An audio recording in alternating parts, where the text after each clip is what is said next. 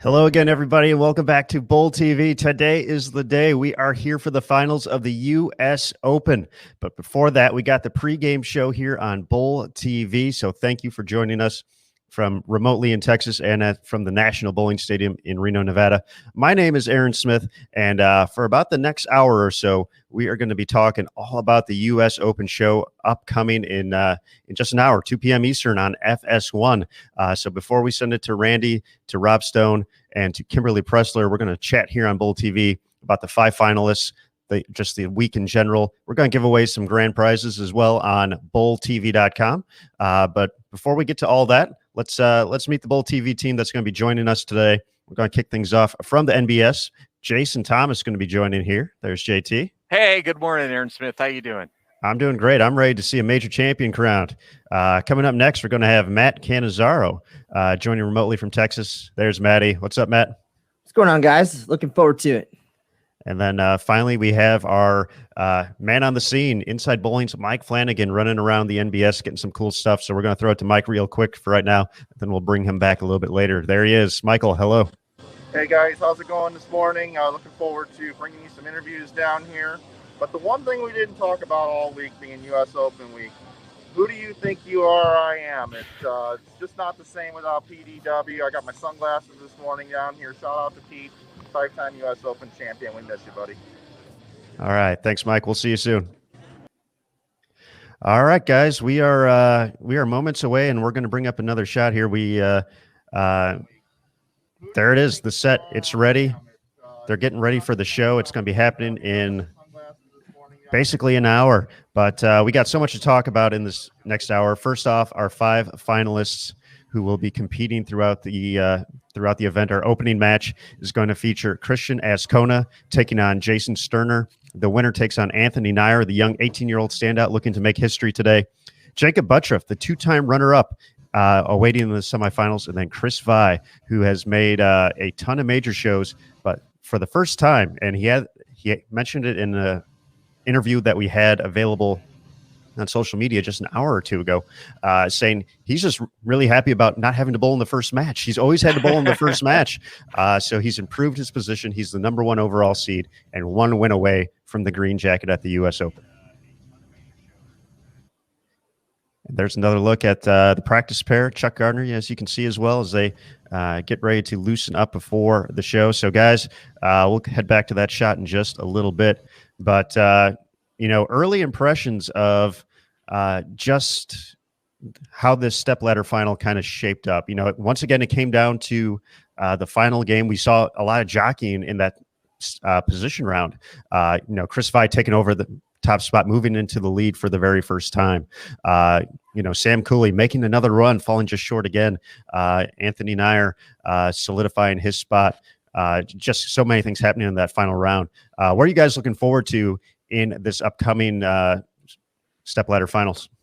Yeah, I mean, before I give you my prediction, and I'm sure we'll go through the thing, and I'll give you guys one last chance to out-predict me. It's been a little rough for you guys going against me, and I think I won the fantasy game too, which we'll get to a little bit later. But it's been probably the most unpredictable U.S. Open ever that I can remember, at least. Everybody thought it was going to go one way, especially after qualifying ended. The last round of qualifying, the last squad of the last round was like pandemonium. It was like the floor of the New York Stock Exchange. The ball reps were running around.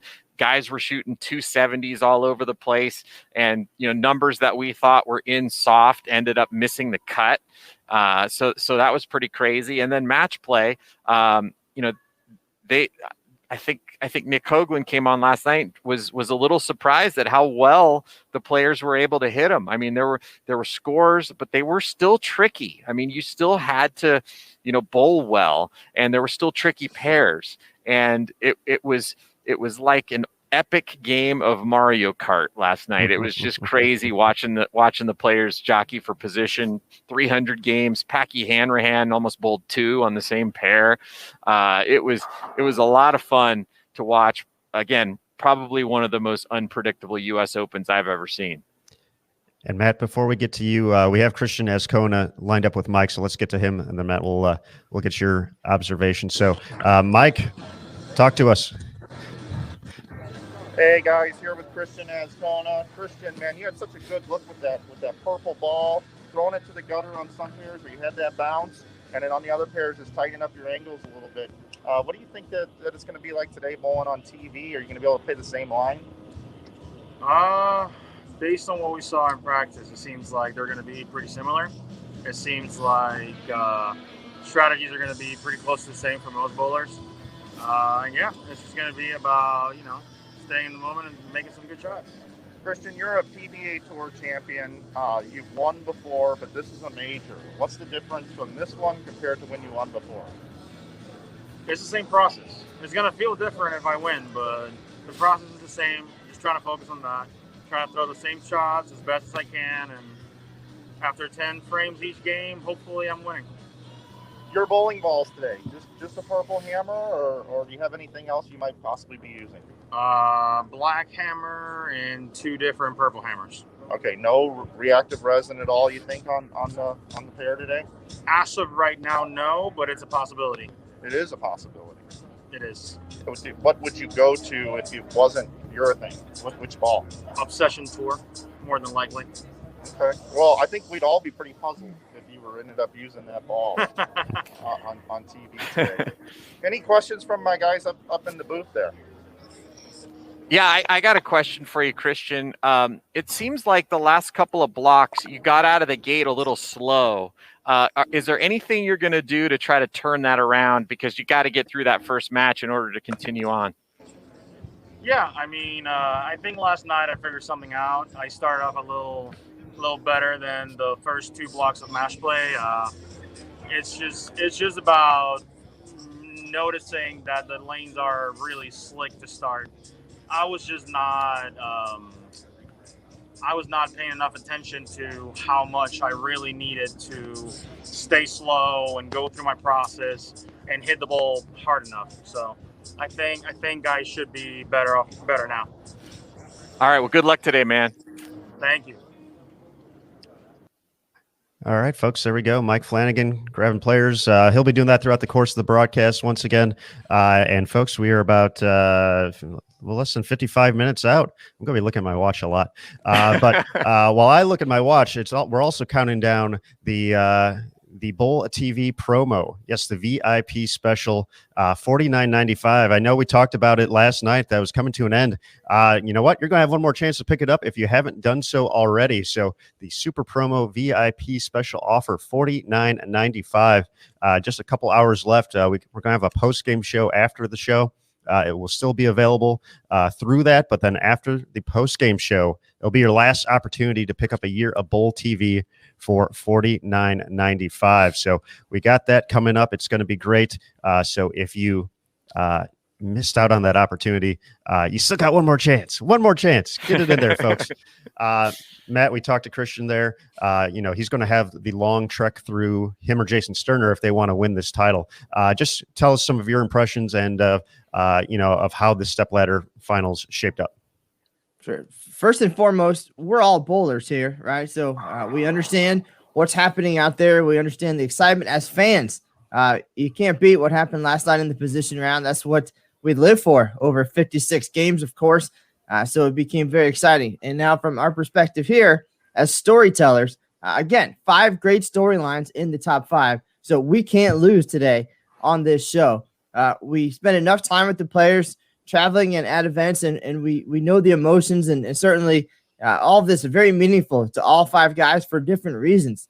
So no matter what happens, it's going to be a great opportunity to talk to them and hear what it means and how special it is, and just so many different ways we can go, and there won't be any lack of excitement for sure. We've already seen that. Chris Vibe making an amazing run up the standings, nearly out of it at the end of the Cashers round, shoots 800 plus to get into match play, and then shoots up the standings, including a 300 game to get the top seed. Already his best finish in PBA competition. He's had some struggles on TV. He's bowled well, but hasn't been able to win. Got a couple victories, but no titles to show for it. Could that first one be a U.S. Open title? We'll see. And then, of course, the left-hander, Anthony Nair, would be just 5 days shy of being the youngest PBA champion on the tour. So phenomenal performance there. Would be the youngest major winner, beating Anthony Simonson by almost a year. So keeping an eye out for that. Of course, joining his dad, Andy, in the winner's circle. That would be pretty sweet for that family as well. Jacob Butchoff, what can we say about him? 2 heartbreaking runner-up finishes after leading by hundreds and hundreds of pins. Everything is different this time for him coming into this event. So we'll see if the mindset is different. He looked at the past results, realized what success the number 2 seed has had in recent years. So that's going to be in his mind rather than being the front runner and wondering if he's going to fall short again. So totally different approach for him this time. Can't wait to see it. And then our last 2 finalists, Jason Sterner, of course. We saw his hand at the Masters, and he persevered through that. Had some great advice along the way. Has bowled nearly 100 games during these 2 events at the National Bowling Stadium. It'll take 4 more wins to take home his first major title. That would be pretty awesome as well. And then Christian, of course, representing Puerto Rico, would be the first major title for the island. He's already the only Puerto Rican to win a PBA Tour title. So much there, so meaningful for him. So, again, I'm voting for the storylines. Of course, knowing these guys so well, personally invested to an extent, but here to be a fan and tell the stories as well. Can't wait. It's going to be great, and we are, folks, once again, just minutes away from the excitement of the FS1 broadcast. And, over the course of the week, JT, you mentioned it, how much you've kicked our butts in predicting things. So let's, we'll go to our panel here. We've watched a whole bunch of bowling. We've seen the trends. We've seen this oil pattern, this 42-foot oil pattern now for, what are we at, 32 games now? So they're familiar with it. They know, obviously, the pressure of TV is going to be coming up. The U.S. Open, the green jacket, all that kind of all coming into it. But how do you guys see this show shaping up today on FS1? Well, I think I should go first, right? Because, I don't need the advantage of listening to what your guys' prediction is. So I think at this point, I need to handicap myself a little bit, and I'm going to walk through each match. We did it for the Masters.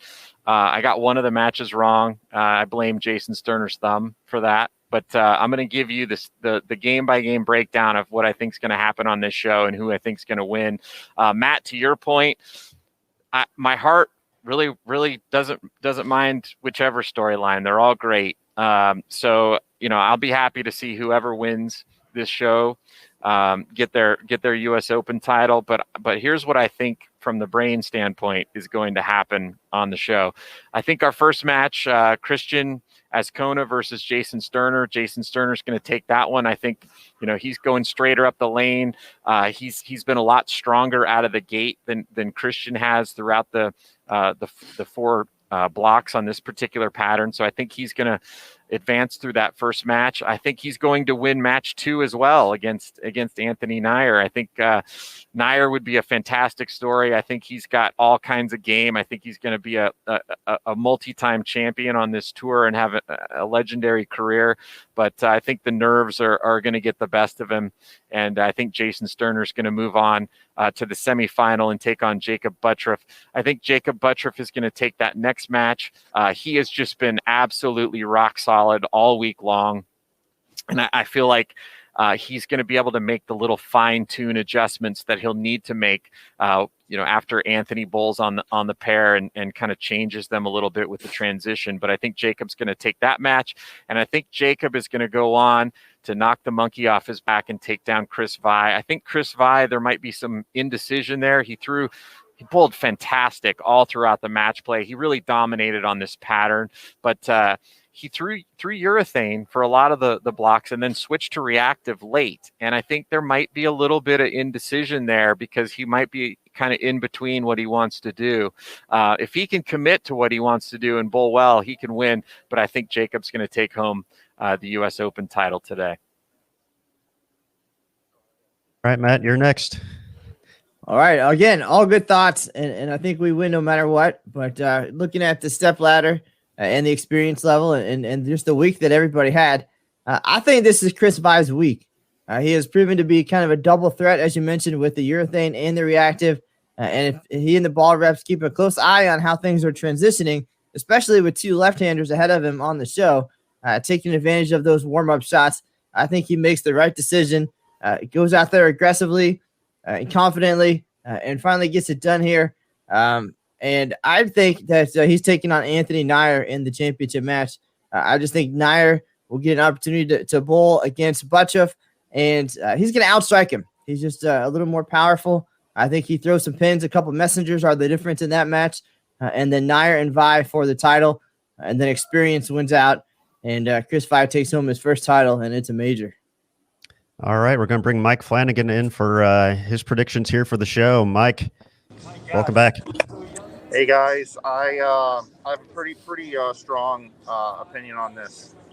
We've been talking about the MVPs of the tournament. We've been talking about the two tournaments that we've had here, and it's Jason Sterner and Chris Vi who have both made each one of the shows. So I believe that Jason Sterner today is going to redeem himself from what happened last week, and he is going to make his way through the stepladder, and he is going to take on Christopher Vi for the title. And Jason Sterner is going to beat Chris Vi with all that momentum and understanding what the pair is doing. And we're going to see Jason Sterner lift the trophy here today for his first major. All right. Thanks, Mike. We're going to let you get back to it as we hear bowling balls now. All right. And I guess that's up to me now for my prediction. And folks, if you're watching on Bowl TV with us, if you're on Facebook, if you're on YouTube, this is the time. Who do you think is going to win the U.S. Open? Leave it in the comments. And once again, folks, we mentioned giveaway. After I complete my prediction here, we're going to start our first giveaway. You have to be on bowltv.com, though, to pick it up. We're giving away a Bose speaker to one lucky person watching on bowltv.com. If you are not a part of the Bowl TV community, you only need a login. It takes about 2 minutes to do, so you'll have time to get there. Once it happens, there'll be a prompt in the bottom left-hand corner of the screen. There'll be a countdown, and then another prompt. The giveaway will have begun. Submit entry. All you have to do is hit the submit entry button. So that's going to be in just a couple minutes. So if you're on Facebook, if you're on YouTube, you got time to get over to bowltv.com. When we just last week, we did this same exact show, but a little bit different. It was the Masters. As Mike mentioned, we had two familiar faces, who have been in both stepladder finals, Jason Sterner and Chris Vi. I said in that particular instance, I thought if Chris Vi made it out of the first match, he would make the run through the stepladder finals and win. He was my prediction, my wild card, and I kept saying, he continues to put himself in position to win. At some point, you're going to break through.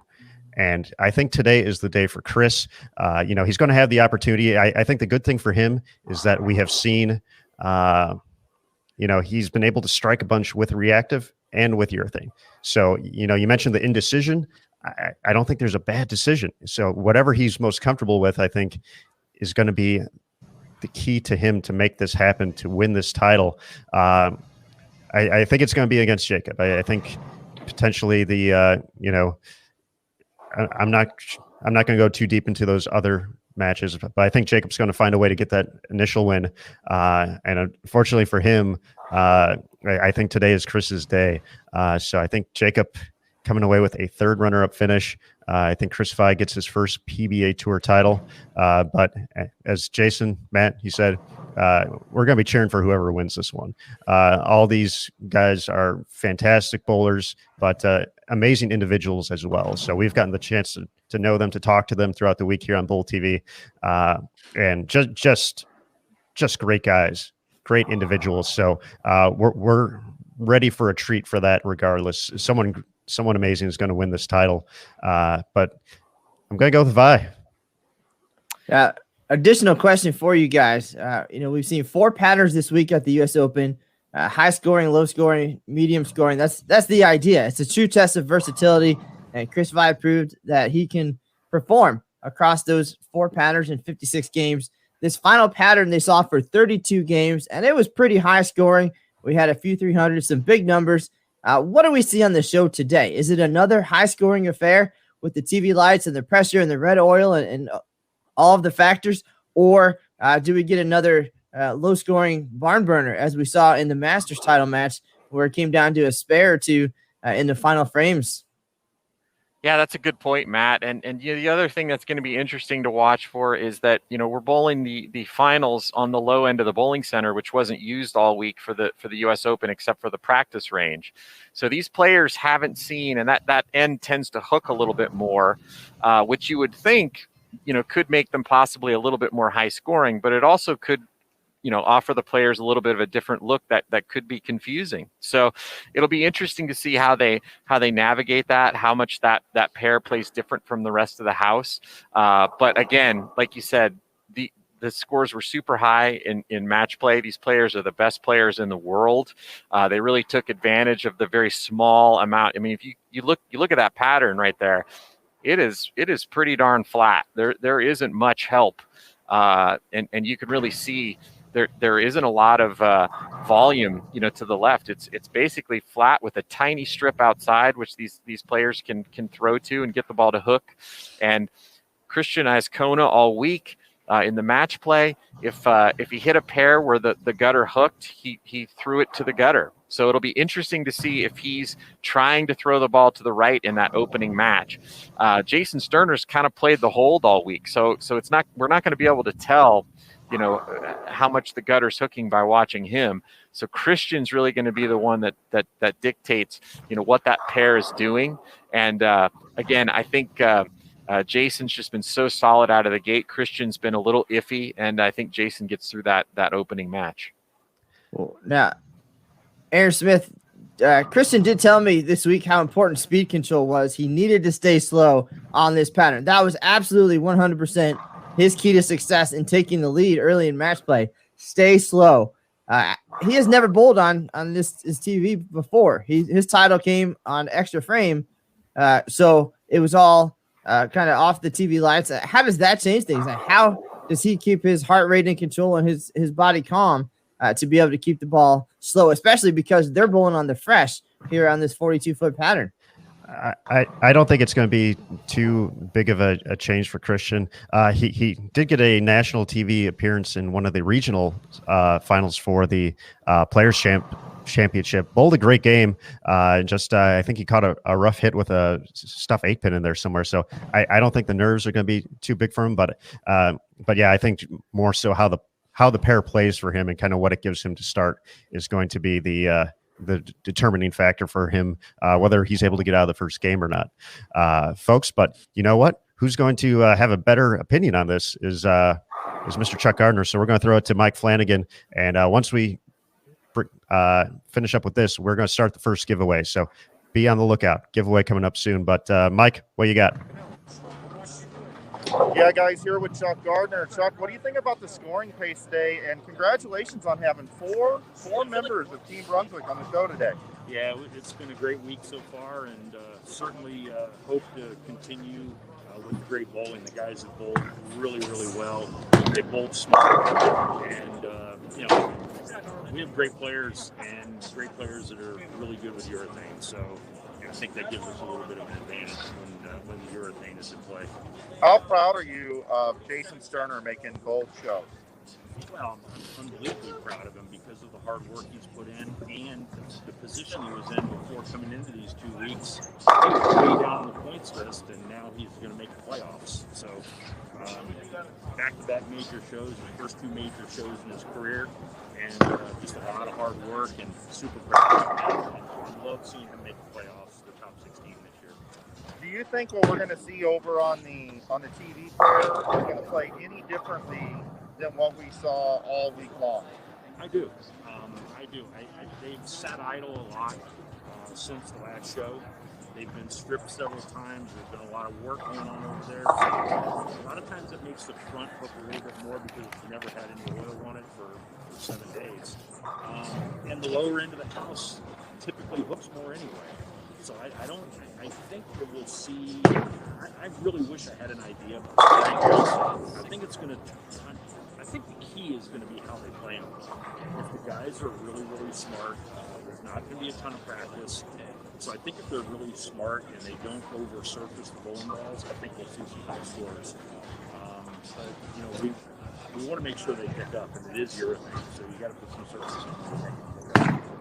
So I think Jacob, the left lane looks tight on the left to me, and I think it did on the last show.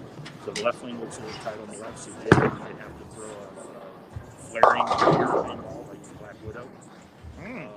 Okay. Yeah, it looked really good on the left lane over in practice.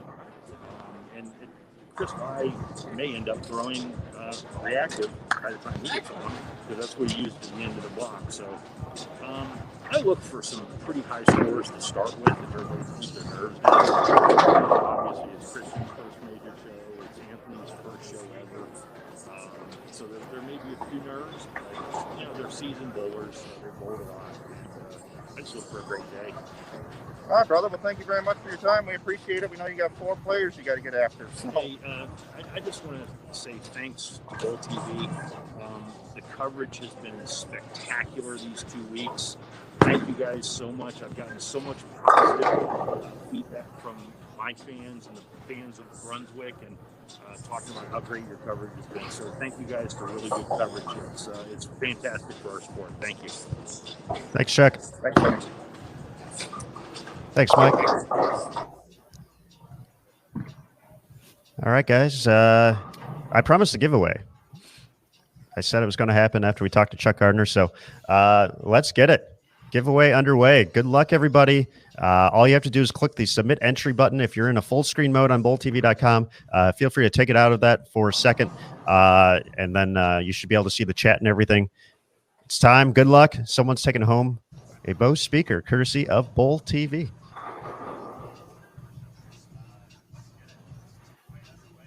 All right, we are going to continue on here. Let's bring the lanes back in here. Guys, we see Jason, we see Christian, Jacob relaxing at the moment.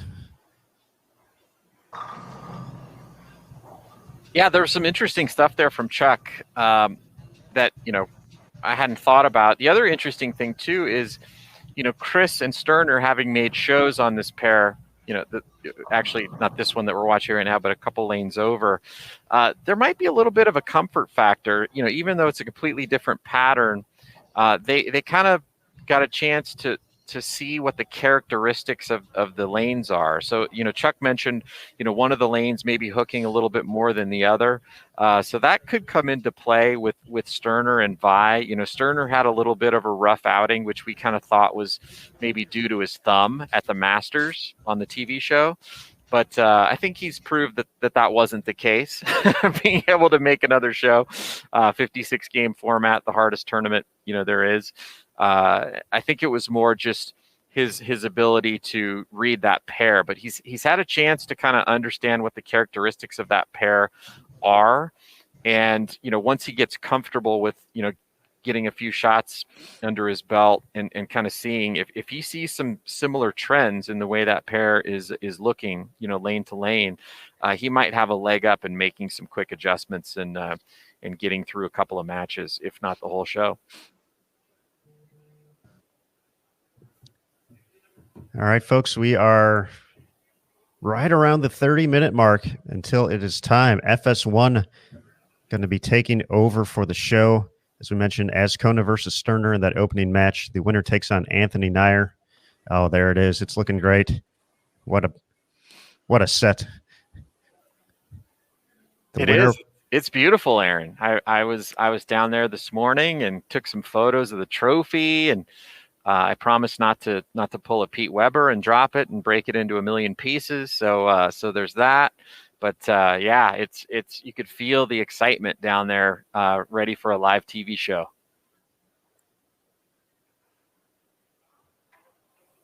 In the semifinals, we'll have Buttriff awaiting, then Chris Fye is the top overall seed, 1 win away from the opportunity to win. And we talked about. When we looked at the Masters show last week, we mentioned that there were a lot of guys, who were looking for first victories, looking for, their first victory on TV, first victory stateside. That ended up being Thomas Larson. So Jesper Svensson was really the main guy, but a younger guy. He's got 10 titles. He's won everywhere, but a younger guy to on the show essentially, and Jacob's kind of in that role here, where you kind of look at the overall accolades of these players. Jacob is, only 26, but the most experienced player as far as victories come on the PBA Tour. How much do you think his previous success at not only major championships, but just in general, knowing how to win on TV, knowing how to throw the big shots when he needs them, how much do you believe that's going to come into it today for him to, as we said, after several close calls, there we go, to make this happen for him in just a couple hours? Yeah, I think that's going to be huge, Aaron. I think, by far on this show, he's got the most experience. He's got a major championship already under his belt. He's bowled for this title twice before. He's on the way to a Hall of Fame career already. And these other folks on the show could be as well. Chris Vi has got off to a fantastic start in his career, but like you said, he's got a lot of demons, on TV, not being able to get that first title, after making a bunch of major shows in a row.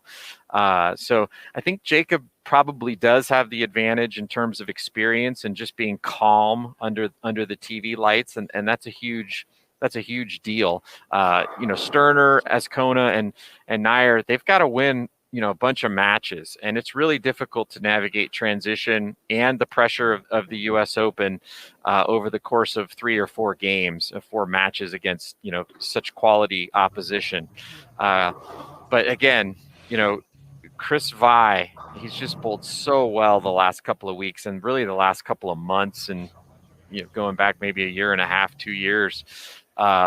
It would mean a lot to him to get that first win under his belt, and I think he's got a lot more to come. But if it comes down to a battle of experience and who's got the ability to calm the nerves in the moment, that would definitely have to go to Jacob. All right, and with that, talking about Chris Vi getting ready for the show today, let's go back to Mike. He's got Hall of Famer Timmy Mack standing by. The Hall of Famer right here, Timmy Mack. That sounds really good. Hey, Timmy, obviously you guys got Vi as the #1 seed today. What's going to be the key to victory for Vi when we have to bowl one match? Well, I think he's bowling as good as he's ever bowled. I mean, this is five major shows, I think, in the last 6 majors for him. So I think the key for him is to stay within himself, understand what ball he wants to use as far as lane transition and what we want to do in the lane.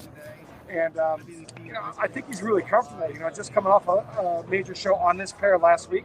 He's got some good intel, and that's for him to be ready for whatever comes up against him. But listen, the show goes fast, and he's made a lot of major shows, but he hasn't been in the #1 seed yet. So if he can relax and stay calm and just stick with his process that the guys have worked on all week, which is Jim Callahan and Sean Ryan and myself, I think Chris has got a great chance.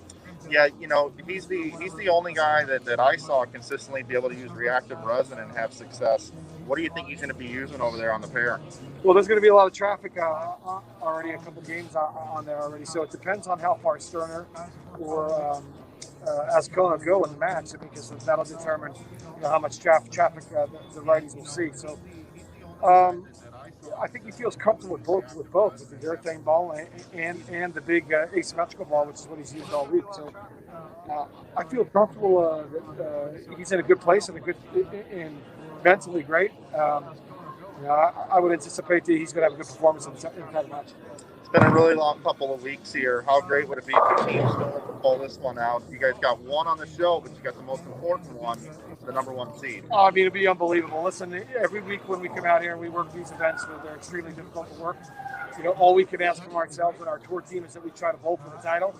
You can try to put your team members in that title match. And to Chris's credit, he got it done. He bowled unbelievable, and he deserved to be bowling for this title. And, it would cap off an incredibly grueling 2 weeks of major championship bowling. And then more importantly, basically the last month, these guys have just been, mentally and physically, everything is just, right inside and right in their minds. So it'll be interesting to see how the show plays out. But I feel very confident that Chris, gets the job done today, gets his first PBA title, and he gets his big first major championship. We'll see. Fingers crossed. Hey, Tim, it's Aaron. Real quick question for you as far as when we look at Chris's previous TV shows in the majors, he's always been in that opening match. What have the talks been like, knowing that he's going to have to wait for the opportunity here? He's going to be in the final match. How are you guys going to kind of tackle that over the course of that hour and a half leading up to that? Yeah, that's a great question. Listen, it's in a position he's never been in before, but I think he's comfortable, being in major championship competition on the show. So I think, we were just having some normal talks just to keep his mind slow, and just, we talked about the Masters of golf. We talked about, some of the stuff at home, what's going on at home. I'll talk about his mom's chocolate chip cookies here coming up in a second, because she's sorely missed her mom, Chris's mom and dad were out there. I'm sure going to be watching and pulling for him. But he's a veteran. He's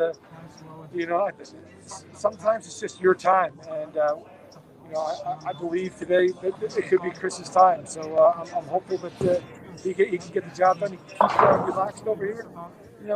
Internally, he burns hard, but externally, you really can't read him because he's so quiet and he's so reserved and he's so very soft-spoken, especially for a guy that's got model good looks and got a 12-pack and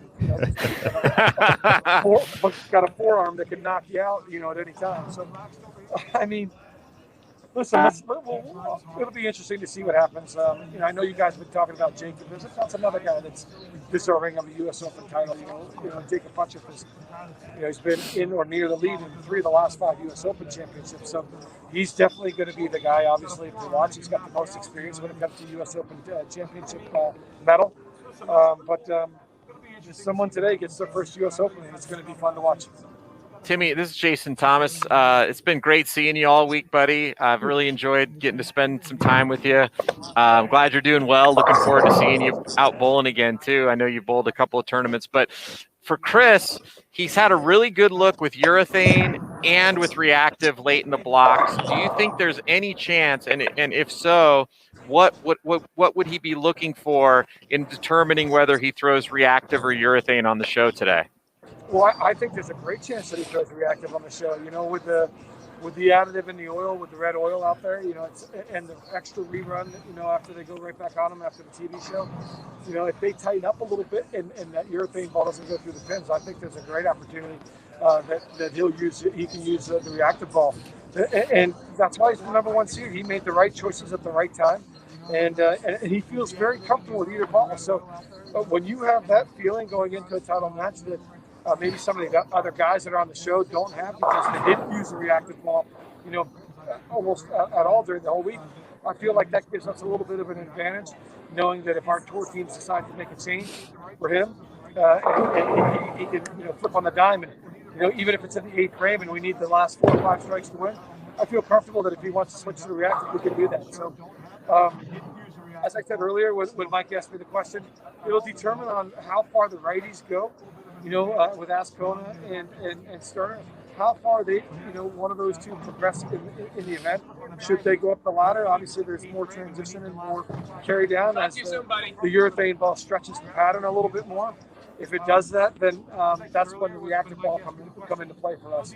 But if it doesn't, we'll be comfortable using either the fast pitch or the proton physics. Either way, we'll be comfortable.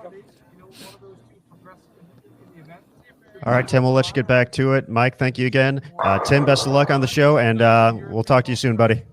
Thanks, guys. I just want to say a big shout out to you guys for all the time and effort and the hours you put in this week, these last couple of weeks. It's been an amazing couple of weeks here in Reno.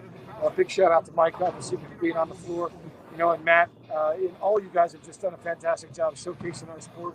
It's been a privilege to be on the show with you guys and talk to you guys a little bit as well. And I look forward to the next time that you talk to me as a bowler. Hopefully, when I get a chance to bowl a little bit of these things.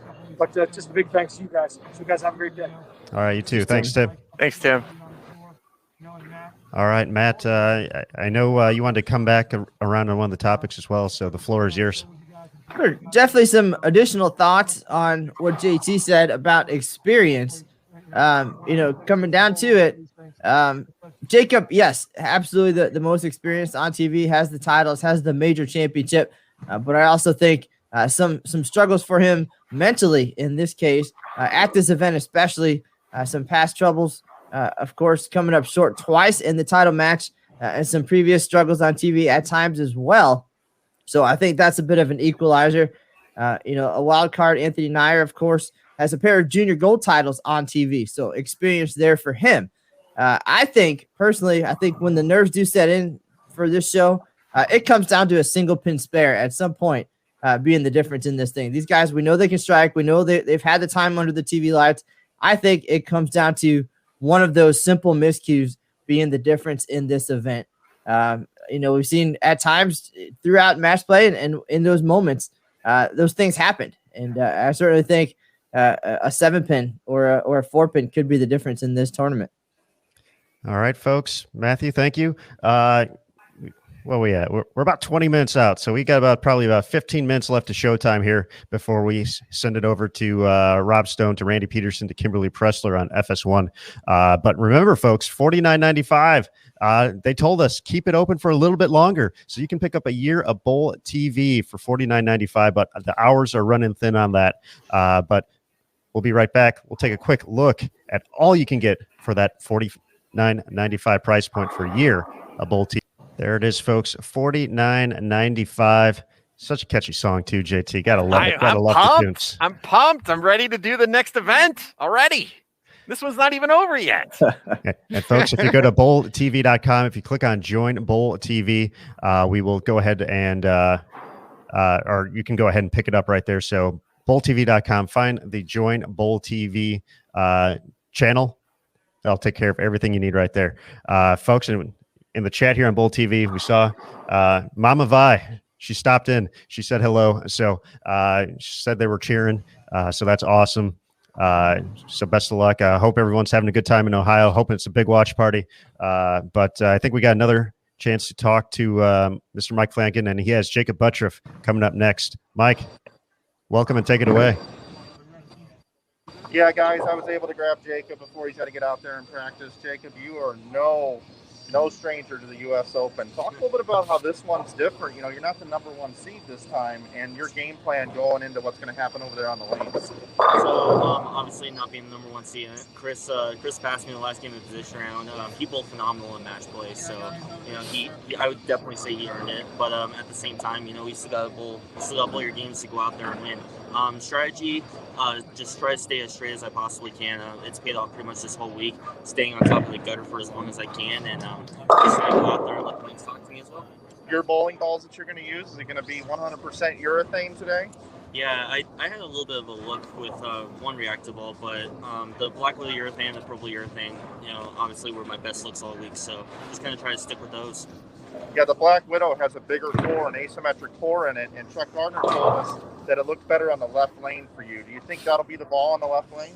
Yeah, absolutely. Obviously, they're real in the lanes, but when I was practicing over there, the black widow urethane was going through the pins a lot better. The purple was just not enough energy going through the pins. So, there's a high chance that you'll see me throw the black widow urethane on the left lane today. We know this one snake bit you a little bit in the championship matches. Now that you've got two games you have to win, if you can get through that first one, do you think you'll be more comfortable in the title match? Yeah, definitely. It's going to depend on how good I bowl the first game and if I get out of it. But at the same time, I just letting the lanes talk to me. I'm definitely going to feel a lot more confident knowing that all the pressure is not going to be there being the number one seed. You're a major champion, buddy. I think Jason Thomas has a question for you though. Yeah. Thanks, Mike. Jacob, is there a little part of you that was maybe a little happy? I know you always want to lead the tournament, but you've had a couple of rough goes. You bowled well, but is there a little part of you that's happy that you're the 2 seed, and if you do make it into that final, you'll have a nice look going in? The part of me is the pressure's not there because of past history, but the thing about it is that knowing that you're the top seed, you only have to bowl one game in order to win. But past history, being the top seed hasn't worked out for me, so hopefully that'll change today, being the number 2 seed. All right, Jacob. Well, good luck out there today, buddy. Thank you so much. Good luck, Jacob. Thanks, Jacob. Thank you.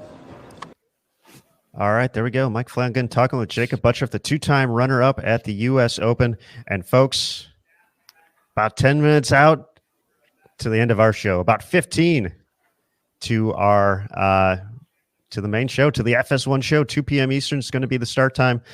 We have one more giveaway to give out. We got some Sony wireless headphones on Bowl TV. That's the only place you can get them. So if you're watching on Facebook, if you're watching on YouTube, we appreciate it. But bowltv.com is the place to be. We'll give you a couple more minutes before we give those out. So you can head over there, create a login. You just need that to watch on Bowl TV for today. But yeah, that's what we got. Guys, we are so close. This is unbelievable. Our 2-week stretch in Reno, or your 2-week stretch in Reno, mine in this room and Matt's in his room. We talked about it, and the last thing I kind of want to get to before we give this giveaway, we get to the show. We talked about our predictions. We'll bring Mike in for this as well at the end. Reno MVPs. If we have a first team all Reno from these last 2 weeks, the Masters and the U.S. Open. If you had to pick 5 players who were just outstanding to watch, so fun to watch over the course of both of these events, who do you guys have kind of in that mix? Not knowing, obviously, who's going to win the U.S. Open yet, but who are the players who just impressed you over the course of both events? I'll go ahead and start. I have one. He didn't make either of the shows here, but man, he bowled great both weeks. And his name's Sam Cooley. Just came up a little short in both tournaments, finished just outside the show. But man, I was super impressed with what he can do to a bowling ball. He was slow hooking it. He was hitting it hard. He was throwing it hard. He was doing everything. And I think he's a very complete player. He got his first win just a few months back on the PBA tour. And I think we're going to see a lot of great things out of him in the future. Matt, go ahead. All right. Well, obviously, making 2 shows, I think Chris Vi and Jason Sterner both would have spots on that all tournament team. Their performances, of course, support that.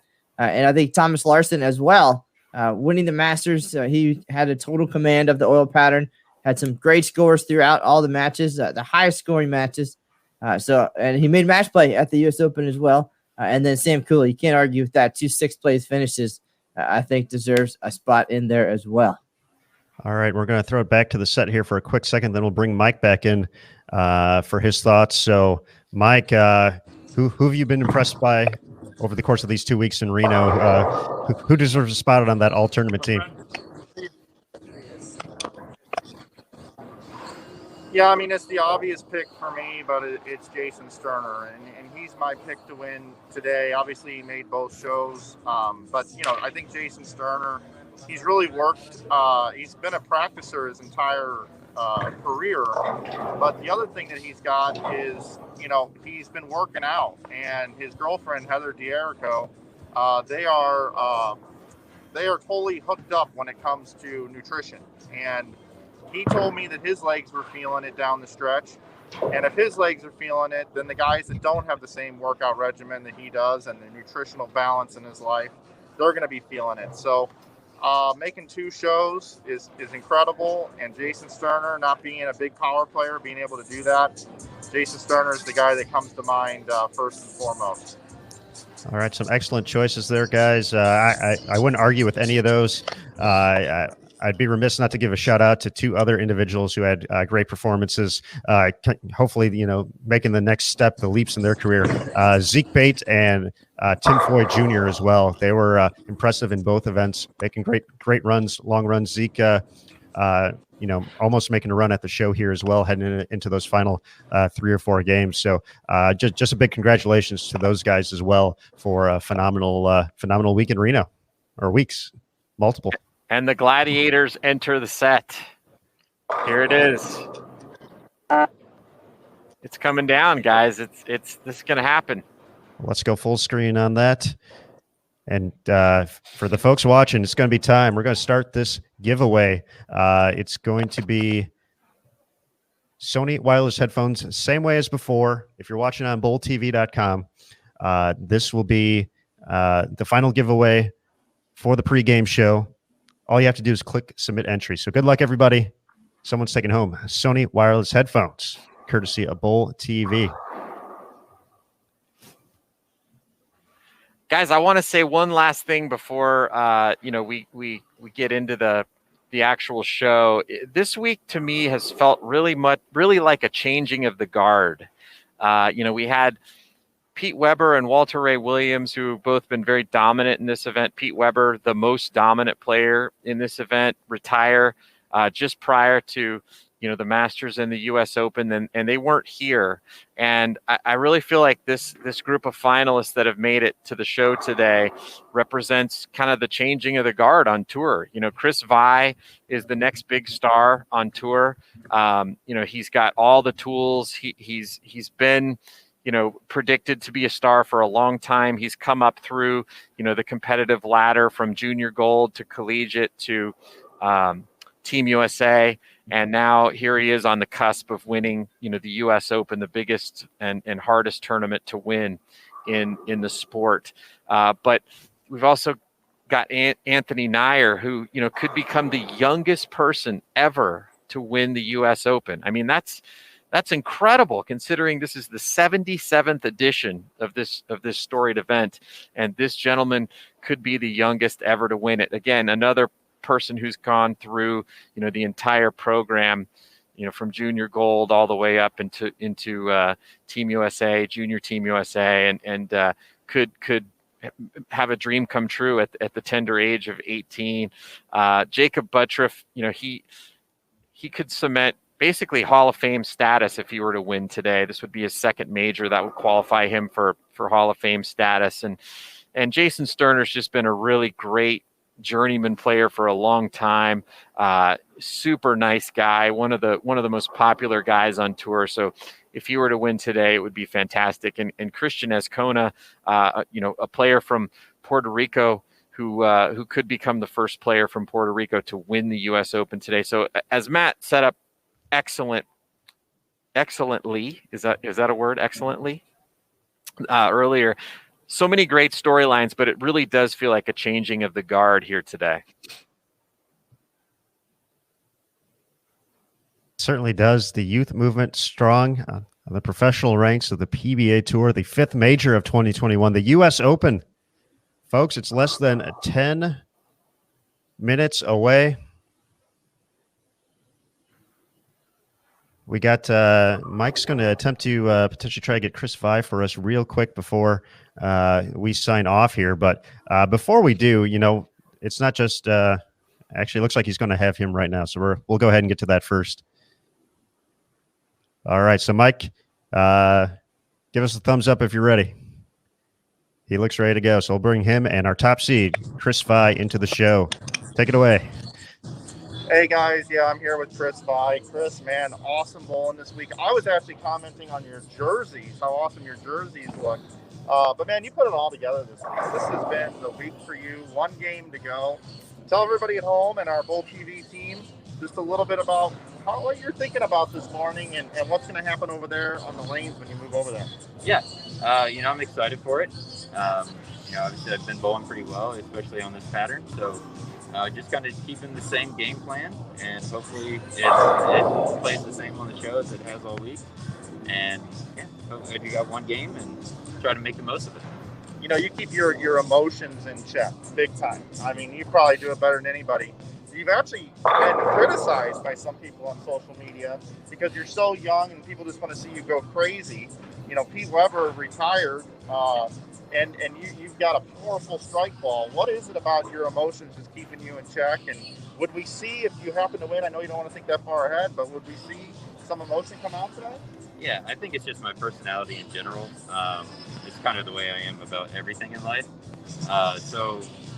Yeah, I mean, obviously, if I were to win today, that might change a little bit. But, we'll see if that time comes. And, yeah, I wouldn't mind letting loose a little bit. We'd like to see that for sure. Hey, Chris, this is Jason Thomas. Good luck out there today, buddy. But I got a question. We talked to Tim Mack. You've had a great look with both reactive and with urethane, obviously reactive later. And I'm sure you'll do whatever you feel like is your best bet. But what would you prefer to throw in that title match? Honestly, either. I feel like my look is just as good with both. It's just kind of depending on what the guys do in front of me and how the lane breaks down. If they get a little tighter down lane, I need to throw reactive to put up a big score. And urethane, I can just kind of control the pocket a bit better. And if I can get that to shape down lane, then I'll probably end up throwing that. So it's just going to be how tight they get down lane, and that'll basically be the decision maker. Gotcha. Thanks, Chris. Good luck today. Thank you. Good luck, Chris. All right, folks. 5 minutes. 5 minutes. It's countdown time. So big thanks to Mike for getting those in-depth interviews with the players, with the ball reps prior to the start of the show. But we have so many people to thank for making this happen this week at the U.S. Open. So a big thank you to USBC, the BPAA, and Kegel, the official lane maintenance provider, on site at the NBS. Rob Gottschall, Greg Moore, Damon Sirocco, Brandy Silva, Caitlin Nelson, Chip and Robin McKee for their tireless effort this week at the National Bowling Stadium. Of course, the NBS staff as well, the RSCVA and the Row, are great partners in Reno. And, it's, we're working remotely as well. So a lot of folks to thank here from the International Bowling Campus, Roger Nordhook, Kate Klepetka, Reagan Beverly, Aaron Morgan, Andrew Salaveria, Brock Kowalski, Kelly Willoughby, Kim Richter, who's been helping out on social media all week. And then last but certainly not least, the Bowl TV team of Mike Flanagan, Matt Cannizzaro, Jason Thomas, and Aaron Smith. Guys, we made it. We got a show to get to, but it's time. FS1. We'll be back after the show. But guys, just thanks again for everything this week. Thank you, Aaron. Thanks, guys. Let's do this. All right, folks. You heard the man. We're signing off. Head over to FS1. Rob Stone, Randy Peterson, and Kimberly Pressler will be taking it away. So for us, we'll see you after in the post-game show. But folks, thank you again for joining us. Enjoy the show. And remember, on Bowl TV, bowling lives here. We'll see you soon.